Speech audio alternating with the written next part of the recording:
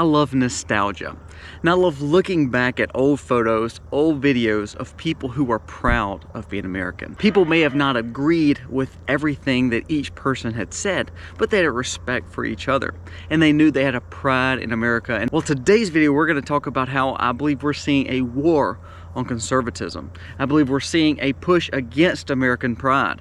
And when we see those pushes, what we're going to become is a globalist America versus an America that we all believed in, a land of freedom, liberty, and the way that we pursue happiness. I don't believe we're there anymore because of the pursuits of some people that want to control us. So let's jump into a few things today. We're going to talk about how conservatives are targeted more than ever. And I'm not talking about just Republicans. I didn't say that.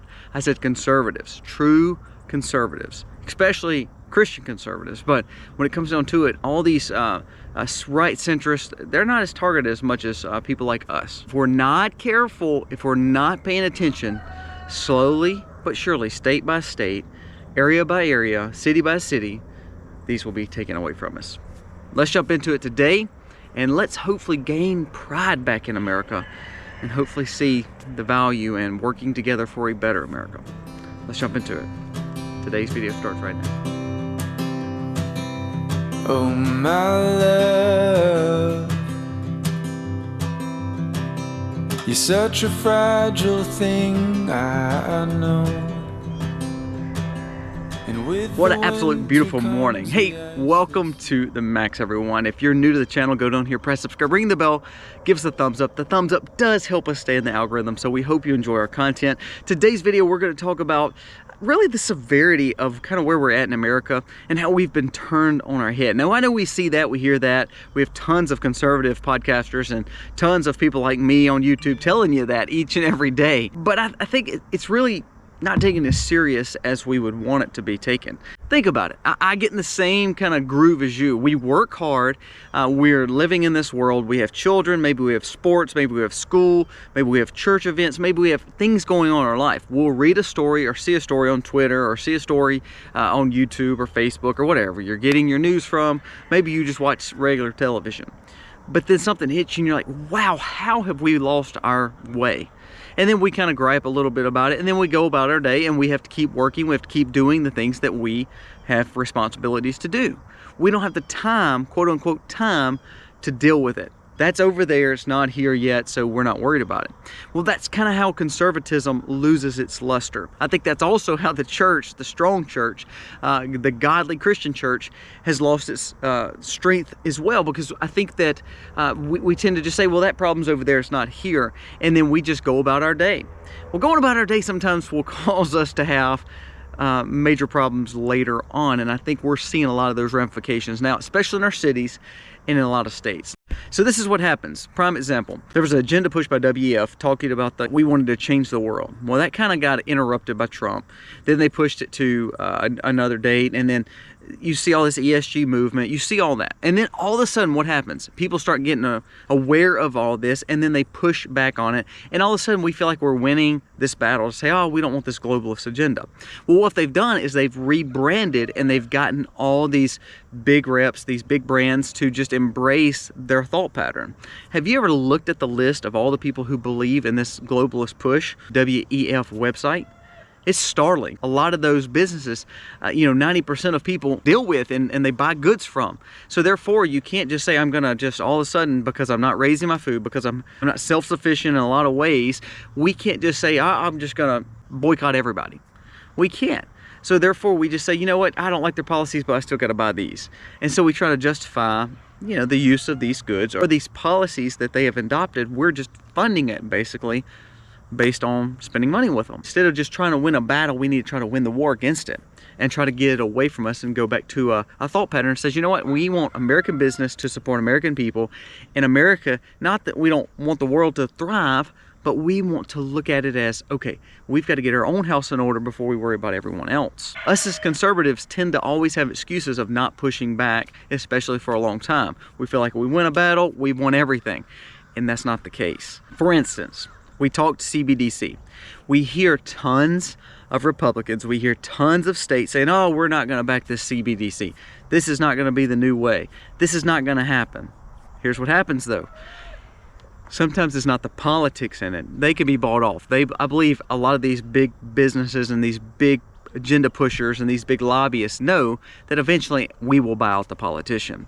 What they have to do is convince the businesses. Well, I know just with a lot of fast food chains, there's been 2 or 3 that's on the news. There's also been several coffee providers on the news saying, we're gonna get away from using any kind of cash. We're gonna get away from any kind of checks, anything like that, and we're going strictly digital. Now, what does that mean? Does that mean they're going to CBDC? No, that does not mean they're going to CBDC.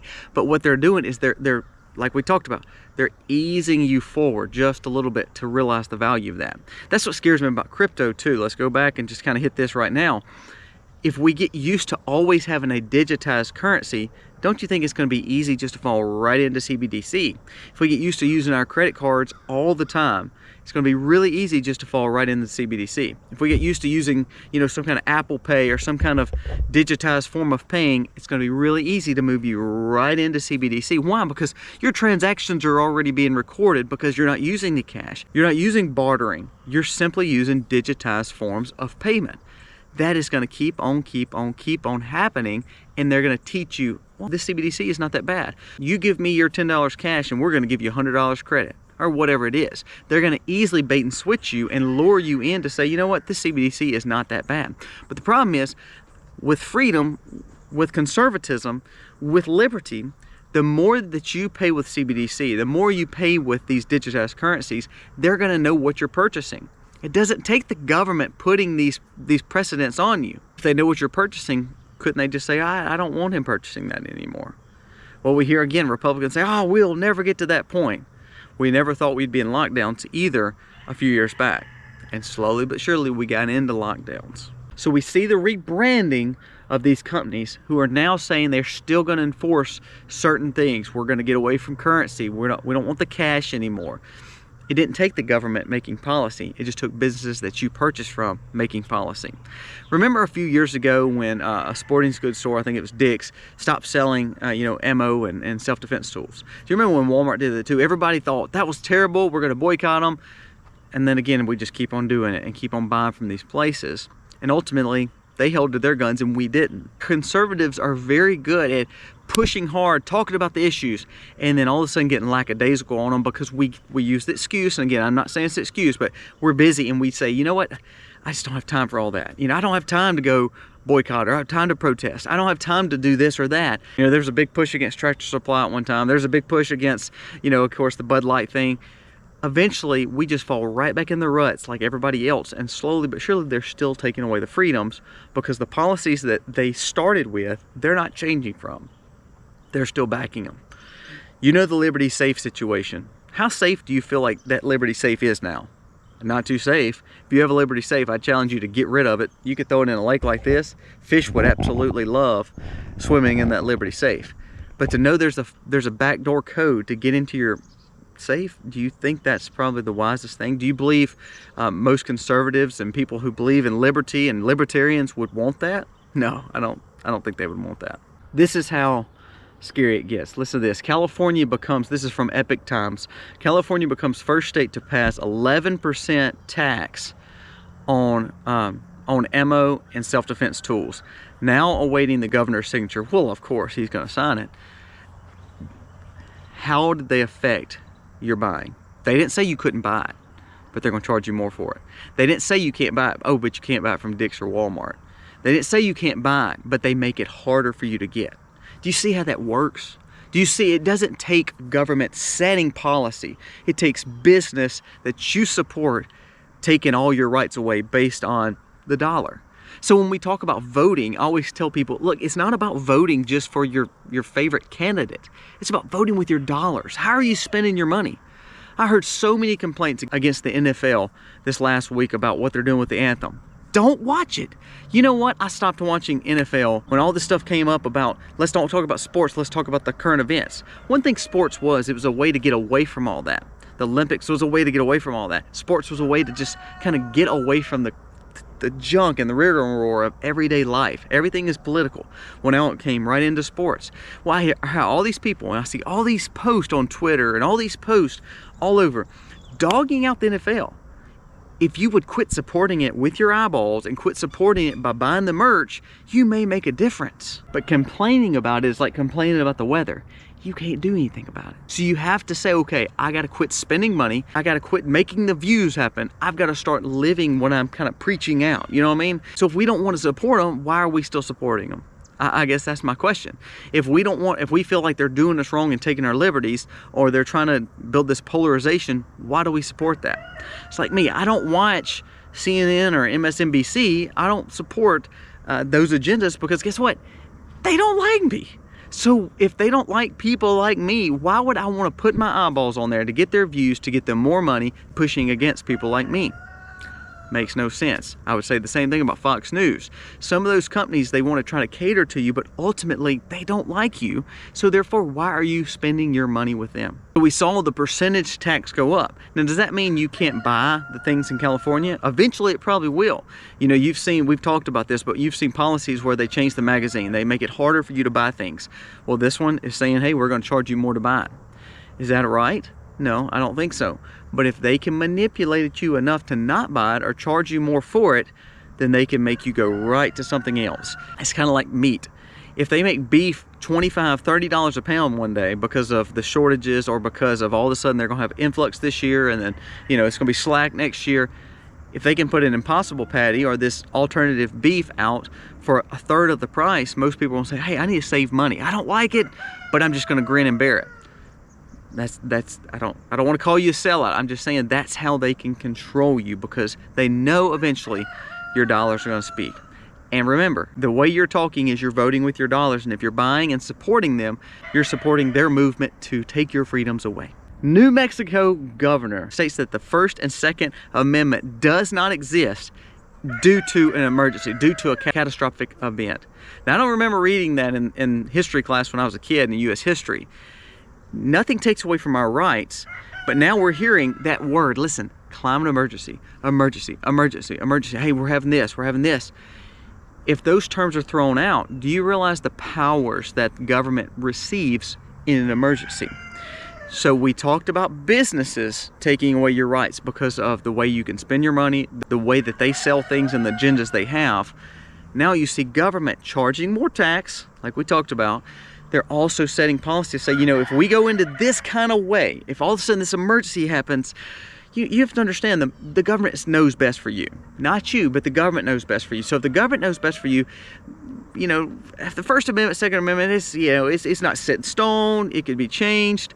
If an emergency happens, those rights may not be entitled to you yet.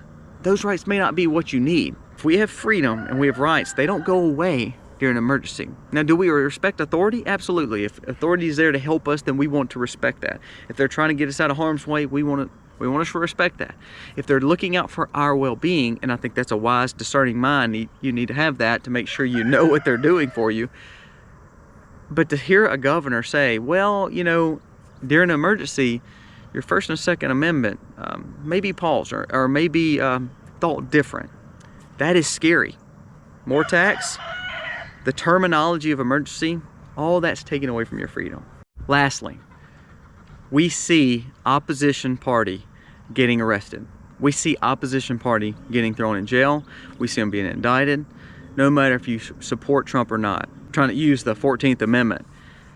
It is not the right of Americans to not have the right to vote for whomever they want to vote for. If government all of a sudden starts taking people off the ballot, or parties to start taking people off the ballot. For instance, Biden not debating RFK. I think that's a terrible, terrible decision by the DNC. They're infringing on your rights as a leftist person.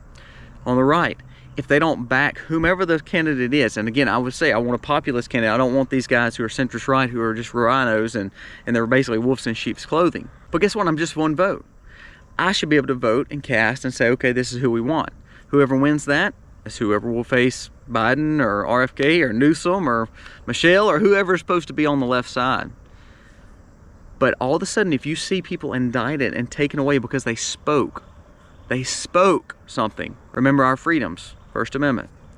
They spoke, and now they're all of a sudden getting indicted, and then all of a sudden the rights are taken away from conservatives to say, if he is the front runner and all of a sudden he is taken out of being able to run, that is infringing on your rights. It's not their rights because they were never going to vote for him. It's your rights because you were maybe going to cast a vote for him. If he won or if he didn't win, it doesn't matter. You had the right to cast the vote for him. It was our decision to vote for him, not their decision to take it away from us. Attorneys and the MyPillow guy are being indicted and investigated for speaking. However, 2016, we heard the same rhetoric from the Democrats when Trump did win. Now, I think rhetoric is stupid. The polarization of our country is causing major issues.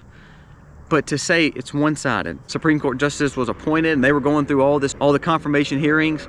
There were people tearing the doors down, yelling, acting like fools on government property. Nothing was done. So if we want to arrest some people on one side, we need to arrest people on the other side. I have no problem with that.